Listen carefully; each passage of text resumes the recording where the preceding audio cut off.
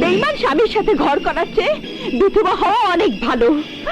তুমি দাওয়াত খেতে গিয়েছিলে না, নাকি ওই মেয়ের সাথে রং তামাশা করতে গিয়েছিলে? প্লিজ রত্না, আগে তুমি শান্ত হও, তারপর বলছি। আমি শান্ত হব না। তুমি আগে বলো কেমন করে তোমার কাপড় ওই মেয়ের কাছে গেল? আমি বলবো না। তুমি শান্ত না হলে আমি বলবো না। এভাবে তুমি উত্তেজিত হলে ব্লাড প্রেশার হবে, আর ব্লাড প্রেশার হলে রক্ত মাথায় উঠবে। রক্ত মাথায় উঠলে তুমি হার্ট ফেল করে মারা যাবে, আর তুমি মারা গেলে আমি বাঁচবো না। আর আমি না বাঁচলে তোমার কি হবে? তোমার কি হবে? আচ্ছা আচ্ছা, আমি শান্ত হচ্ছি। এখন বলো, কেন তুমি আমাকে মিথ্যে বলেছিলে? আমি তোমাকে কোনো মিথ্যে বলতে চাইনি, আর আমি এখনো চাই না। ডিনারে যাবার সময় আমি তোমাকে নিয়ে যেতে চেয়েছিলাম। বলো, চেয়েছিলাম? তুমি না গেলে আমি যাব না বলেছিলাম না? আমার যদি অন্য উদ্দেশ্য থাকতো তবে আমি তোমাকে নিয়ে যেতে চাইতাম। বলো, চাইতাম? না।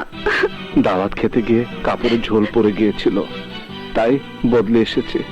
অন্য কোনো উদ্দেশ্য থাকলে আমি কাপড় লুকিয়ে নিয়ে আসতে পারতাম। বলো, পারতাম? পারতে। মনে খারাপ কিছু থাকলে মেয়েটাকে কি বলতাম তুমি আমার বাসা কাপড় দিয়ে এসো? বলো, বলতাম? না। তাহলে দুয়ে দুয়ে চার। চার মানে? মানে আমার মধ্যে কোনো পাপ নেই, আছে?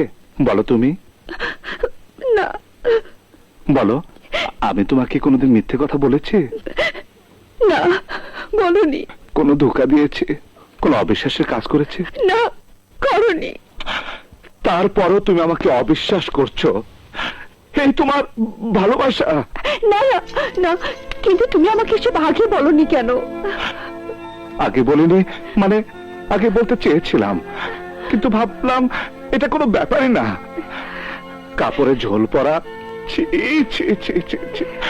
আমি তোমাকে কত ব্রড মাইন্ডেড ভেবেছি, অথচ এই সিম্পল ভুলের জন্য তুমি তুমি আমাকে অবিশ্বাস করেছো। না না, সরি, আই এম সরি। না, তোমার সরি হওয়ার কি আছে? আসলে আমি তোমাকে কি ভেবেছি, আর তুমি প্লিজ, তুমি যেও না। তোমার কোনো দোষ নেই। না না, আমার দোষ আছে, আমার দোষ আছে। আমি অন্যায় করেছি, আমি অন্যায় করেছি।